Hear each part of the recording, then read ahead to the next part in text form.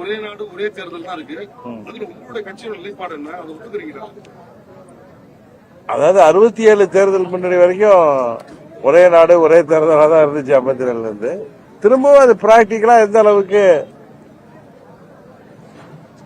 அது சரியா வருங்கிறது இன்னும் நமக்கு அதை பத்தி எதுவும் அனுமானிக்க முடியல. அதனால we will wait and see about it. பருவமழைக்கு திமுக செயல்பாடு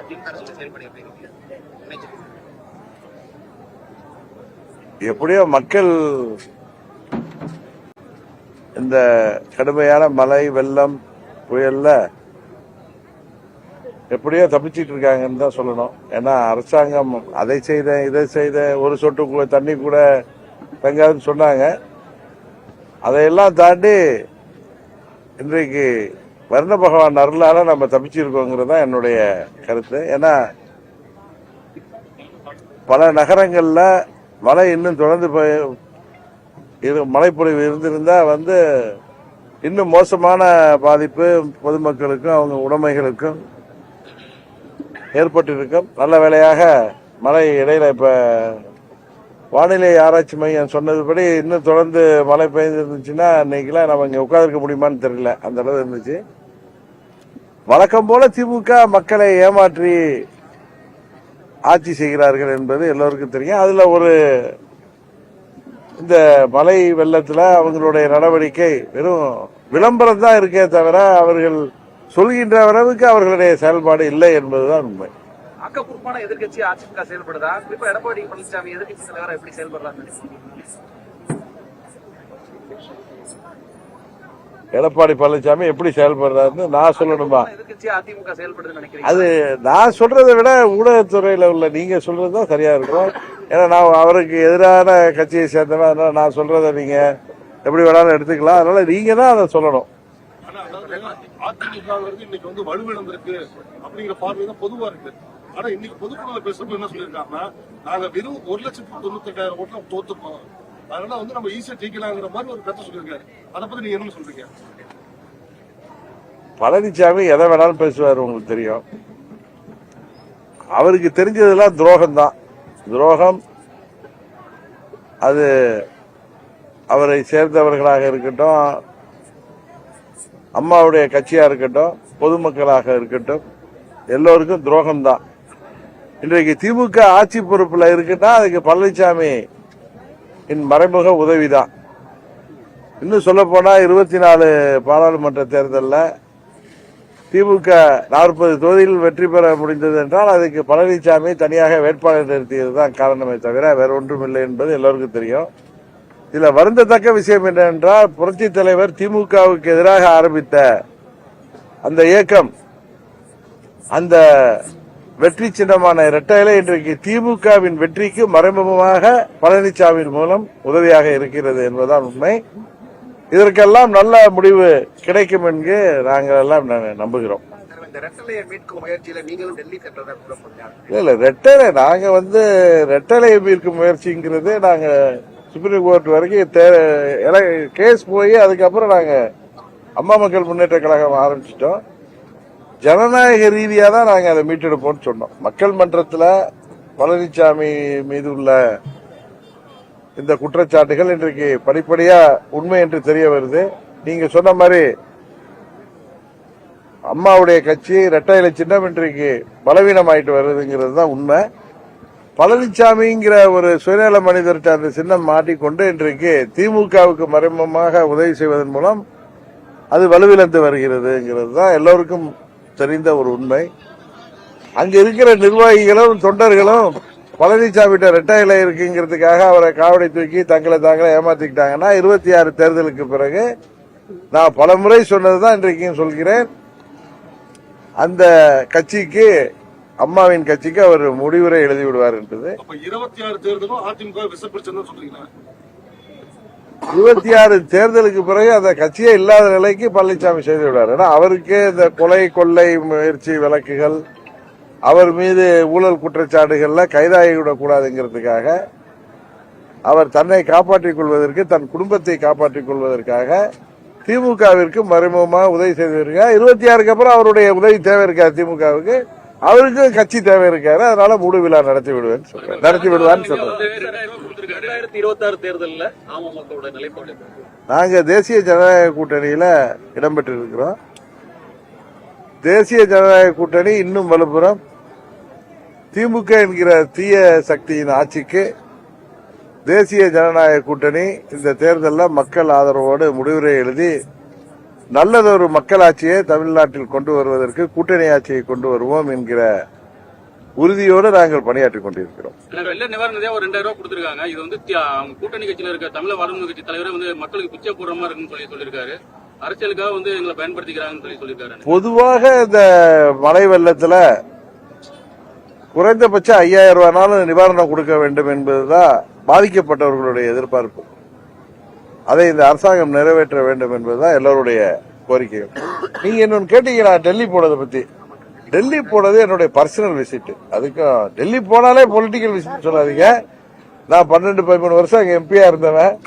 இன்னும் சொல்ல போனா எனக்கு டெல்லியில் நிறைய நண்பர்கள். ஒரு திருமண நிகழ்ச்சிக்காக தான் நான் போயிருக்கேன்.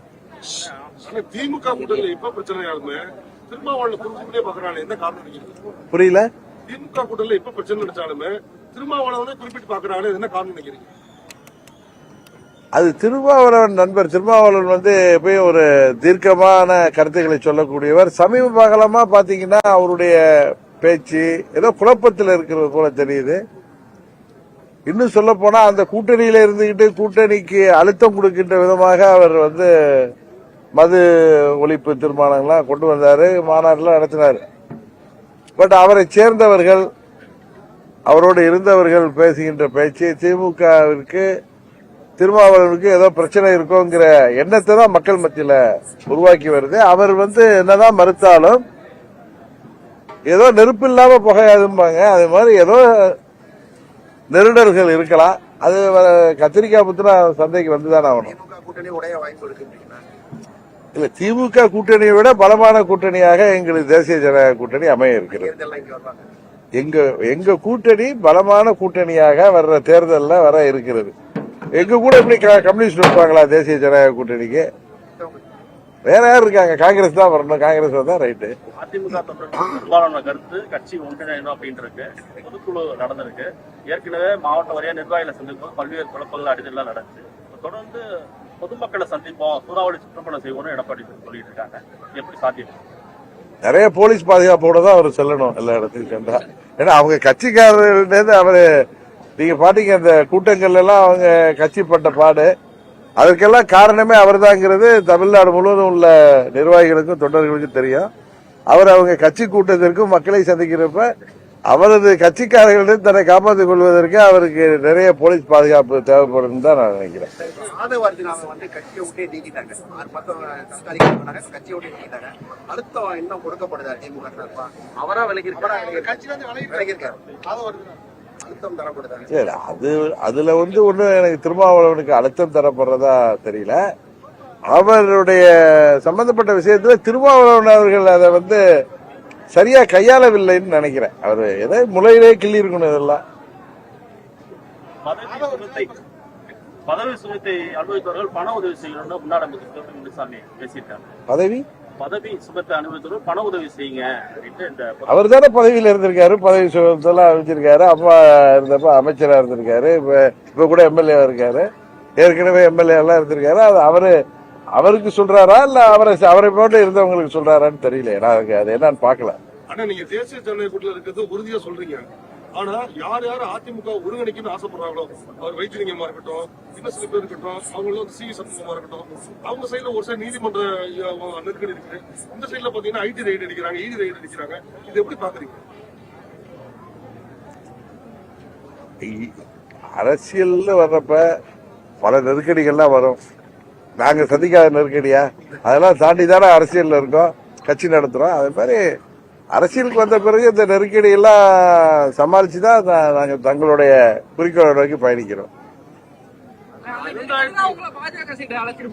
எந்த நெருக்கடி? நெருக்கடி சந்திச்ச நேரத்துல நான் பாஜக எதிர்த்து தானே இருந்தேன். இப்ப தேசிய ஜனநாயக கூட்டணியில இருக்கிறப்ப எனக்கு எந்த நெருக்கடியும் இல்லையே. சுமூகமான நேரத்துல தான் நான் போயிருக்கேன். அது அவருடைய கேள்வி. எதையுமே நம்ம ஊர்ல எதை வேணாலும் எப்படி வேணாலும் பார்க்கலாம்.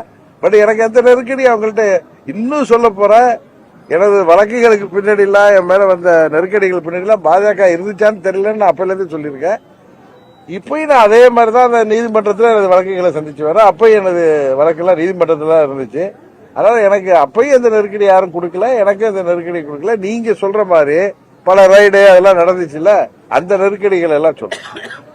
அதிமுக சிதறந்து இருக்கிறதுக்கு பாஜக ஏதாவது ஒரு காரணமாக இருந்திருக்கா? எனக்கு தெரிஞ்சவரை நான் இப்ப பாஜக நிறைய தலைவர்கள் நிர்வாகிகளோட பழகிற வரைக்கும் அம்மாவுடைய கட்சி ஒற்றுமையா இருக்கணும்னு தான் அவங்க நினைக்கிறாங்க.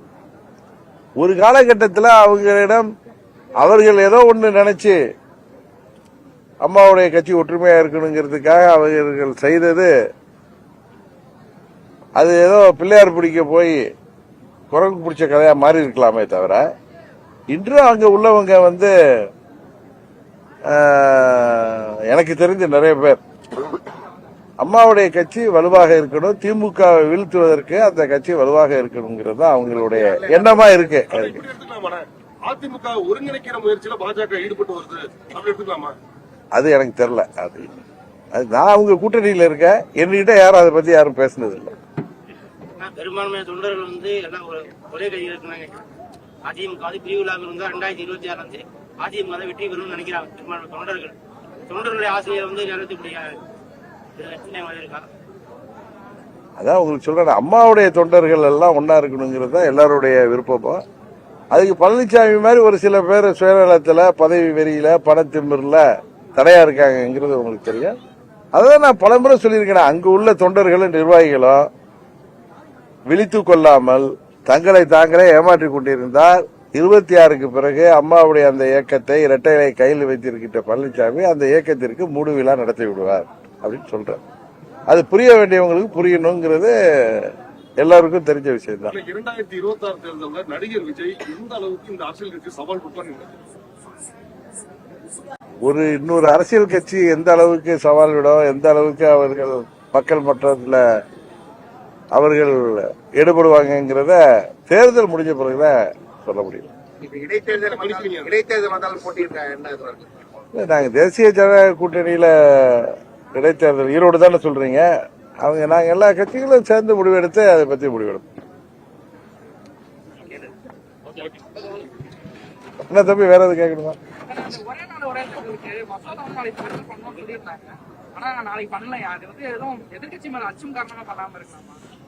தெரியல எனக்கு இந்த தகவலை நீங்க சொல்லிதான் தெரியும். நாங்க வந்ததுக்கு அப்புறம் அதை பத்தி நான் ஃபாலோ பண்ணல. நான் தெரிஞ்சுக்கிட்டு சொல்றேன் சார். அதாவது அம்மா இருக்கிற வரைக்கும் ஏடிஎம்கே கூட தான் மற்ற கட்சிகள் கூட்டணிக்கு வருவாங்க. இப்போ இருக்கிற சூழல்ல புதுசா வந்திருக்க விஜய் கட்சி கூட ஏடிஎம்கே தான் விருப்பப்பட்டு போய் கூட்டணி அமைக்கிற மாதிரி ஒரு பேச்சு வருது. அதை பத்தி நீங்க? அதாவது பழனிசாமி என்ன நெருக்கடியில இருக்காருன்னா, அவரு தவறான முடிவுகள் எடுத்ததுனால 24 தேர்தலில் அவருடைய முடிவுகளால அந்த கட்சி இன்னும் பலவீனமாயிருக்கு. 21 தேர்தலில் அடைந்த பலவீனத்துக்கு அப்புறம் தொடர்ந்து 24 அது பலவீனமாயிட்டாங்க. புரட்சி தலைவர் கட்சிய அம்மாவுடைய கட்சியில இன்றைக்கு அவர் எப்படியோ தலைமை பதவியில் இருக்கிறதுனாலேயே அவர் அம்மாவாயிட முடியாது, தலைவராயிட முடியாது. இரட்டை இலை பலவீனமாயிட்டு இருக்கு அவருடைய தலைமையிலங்கிறது தான் உண்மை. அதனாலதான் மற்ற கட்சிகள் அவர் அந்த கட்சி வந்துவிடும், இந்த கட்சி வந்துவிடும், மெகா கூட்டணி அமைப்பேன் எல்லாம் சொல்லி, எனக்கு தெரிஞ்ச அவருக்கு சிலோன்ல உள்ள கட்சிகளோட கூட்டணி அமைக்க தான் வாய்ப்பு இருக்கு. இல்ல ஆந்திராவில் உள்ள கட்சிகளோட வேணா கேரளாவில் உள்ள மாநில கட்சிகளோட தான் அமைக்க முடியுமே தவிர மற்ற எந்த கட்சியோட அவர் கூட்டணி அமைக்க போறாருங்கிறது தெரியல.